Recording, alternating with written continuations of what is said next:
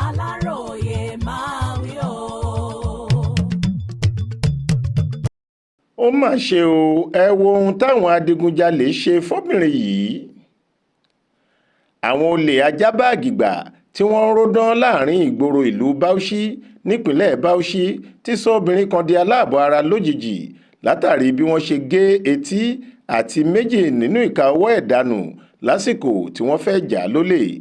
gẹ́gẹ́ bí SP Nafiu Habib tí í ṣe agbẹnusọ iléeṣẹ́ ọlọ́pàá ìpínlẹ̀ náà ṣe fìdí rẹ̀ múlẹ̀, ó ní gbogbo ọ̀nà làwọn fi ń ṣakitiyan láti wá àwọn ọ̀dájú ẹ̀dá tí wọ́n hùwà burúkú yìí láwárí, tí àwọn yóò sì fi páńpẹ́ òfin mú wọn láti jìyà ẹ̀ṣẹ̀ wọn lẹ́yìn ìwádìí.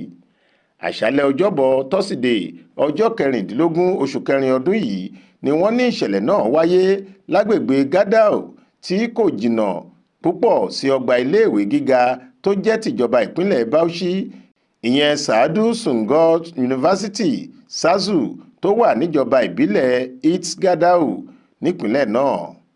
àwọn jàǹdùkú afurasí 4 ni wọ́n sọ pé wọ́n rẹ́bù obìnrin yìí lójú ọ̀nà tí wọ́n sì fagídí béèrè fóònù rẹ̀.